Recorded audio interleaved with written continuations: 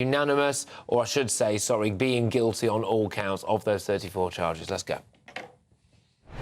This was a disgrace. This was a rigged trial by a conflicted judge who was corrupt. It's a rigged trial, a disgrace. They wouldn't give us a venue change. We were at 5% or 6% in this district, in this area. This was a rigged, disgraceful trial. But the real verdict is going to be November 5th by the people. And they know what happened here, and everybody knows what happened here. You have a Soros-backed DA and the whole thing. We didn't do a thing wrong. I'm a very innocent man, and it's okay. I'm fighting for our country. I'm fighting for our Constitution.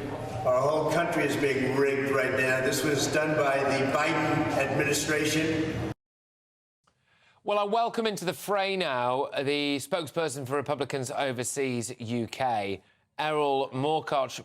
Erol, thank you very much. Your initial reaction to this absolutely bombshell verdict, former President Trump guilty on 34 counts. Well, thank you for having me in this most historical moment. I guess the takeaway I have is initially not partisan or political, but as an American. And it just tells me how much hate one half of this country has for the other half. Because regardless of who Donald Trump is and what Donald Trump has done as president or as a private citizen, everybody with any sort of rationality would realize that these charges are a complete overreach of justice. This is a weaponized trial. They're launching it specifically right before an election. They somehow believe that turning our candidate into a martyr is an ideal strategy, which is, I believe, going to backfire. Personally, I'm baffled. I thought there was going to be at least one decent man, woman, or other who was going to be on that jury, who was going to stand up for the values in the country that I grew up in. Can I just look? Thank you for this. Can I just interject, because I am getting some breaking news in my ear, as you would imagine, on an event like this. I'm going to ask you to preempt something for me, if that's all right. Look in your crystal ball, Erol. We're going to be hearing from the district attorney, supposedly in the next few minutes. There's a podium at the ready here. What is he going to say, Erol? He's going to say, I got him. He's going to say that I ran on targeted persecution of a citizen, and I got him. And I got him for you, my voters, the people here who did this. And he's going to be right. He did achieve what he promised he would do. And you know, history's never going to forgive him for that. There's ramifications to all behavior, and this one is going to cross a line. But this is a moment of jubilance and celebration for the corrupt cabal of Biden actors who have essentially tried to play the final card before the election. This stops the president from campaigning. You'll expect to hear the DA revel in that ability. If imagine Donald Trump is put into prison, which, by the way, I dare them to do it. I dare them to do that. Prove themselves right and see how much of an overreach that is, because the American people aren't as foolish as the people of New York City obviously are. If you're just joining us now, again, I'm going to tell you what you're looking at here. So this is New York City, and we are about to hear from the district attorney, who has now made history, be the first district attorney that has got a conviction from a former or serving US president. Trump has been found guilty on all 34 counts. There's a bank of media in front of that podium. The second that district attorney comes out there, we will take that for you. But what is interesting, Erol, as well, is that there appears to be a little bit of drama here going on, all right? So I can see two, I don't think they are whiteboards. I suspect there's something behind those things there. This has been prepared, hasn't it? Quite significantly. You can tell we appear to be looking at a lectern here that is about to be used for a solidly pre-prepared and pre-planned interview and statement in anticipation of having found this guy guilty in front of the gawping media, Erol. Not only that, which is absolutely correct on all counts, but they knew this and they flaunted it the other day by sending Robert De Niro down as an official Biden-Harris campaign apartchik. Not everyone's life runs in straight lines. At Sophia, we get that.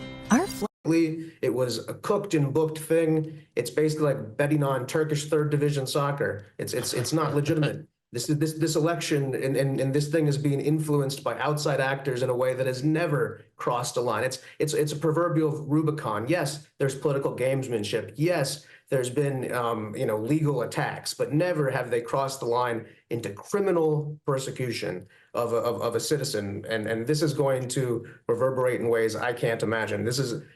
I'm getting texts from people on the left, people on the right, people out of the country.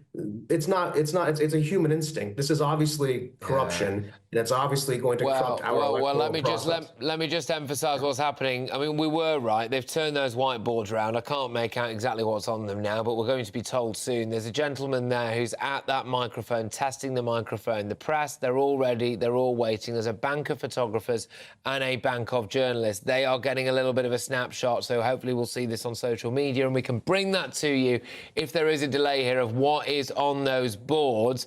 What do we know about Alvin Bragg? This is the man that any moment now is going to take to that microphone and say, Trump, we got him. What do we know about Alvin Bragg, the district attorney? Well, we know that President Trump refers to him as Fat Alvin, so we can start with that. But going from there, he's a vindictive, petty individual who has brought a case that nobody else would take.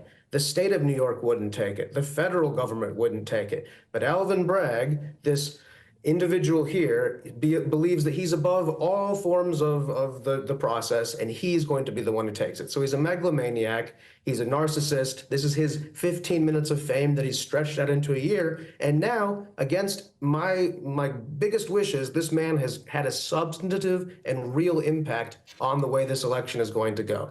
And that's terrible for the country because he does not represent anybody, let alone the good people of New York, who I thought one of them at least would be on this jury. So Alvin Bragg cooked and booked it, and now he's going to have his moment of, I guess, glory over all of the people in this country, the 80 million Trump supporters who are watching their political candidate for president be put into prison potentially for truncated charges based on nothing. The sentencing date is going to be the 11th of July 2024, so we have that to look forward to, I suppose, if that's one way of putting it anyway. You are adamant that this is going to work in Trump's favour. The breaking news that Nigel Farage brought to us not so long ago was that apparently the donation site on Donald Trump's website has crashed, which implies that so many people are now desperately trying to get the information, get some donations there to him. Yeah, and what you're looking at now, again, I'll just emphasise, the district attorney is expected to give a statement any moment now. When you say, though, that he brought a case against Trump that nobody else would, I mean, look, is that strictly true? Because there are actually already quite a lot of other cases against Trump. So clearly people were happy to bring them against him in Georgia. They were happy to bring it against him elsewhere as well. Those cases were related directly to at least something that you could tie to reality, I would say. Yeah. I mean, if you look at the records cases, the classified documents, there were physically documents in Mar-a-Lago. Like we just dispute who can declassify and this and that, just as Joe Biden had documents in his garage.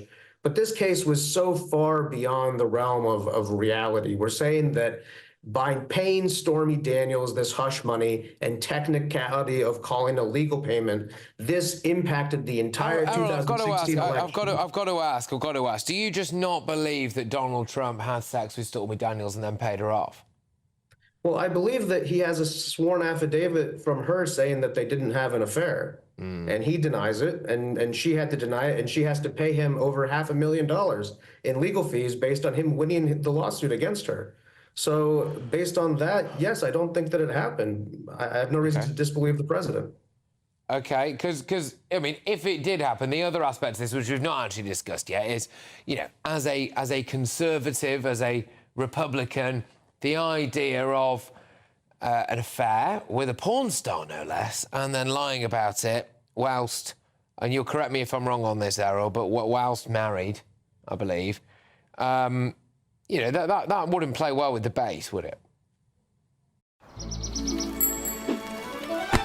Welcome to the Waiver Hood. The Wayfair vibe at our puritanical evangelical base, but we have a big tent, and America has a 50% divorce rate, and majority of divorces based on infidelity. So if anything, Americans, at least statistically, understand a flawed candidate. If that is how they see him, I don't think that Donald Trump is alone in having erred. And even the Christian voters often point to the fact that God chooses interesting people, Right. this and that. So, Erol, I'm going to stop you there. Thank you very much. Please stay where you are. We're going to go now to Alvin Bragg, the District Attorney. Let's take it, if we can, live from New York City. This is Alvin Bragg, the District Attorney, who has just secured guilty verdicts on all counts against former President Donald Trump. He's about to take to the stand there in front of the waiting media. All right, Judge, I want to bring in Professor Jonathan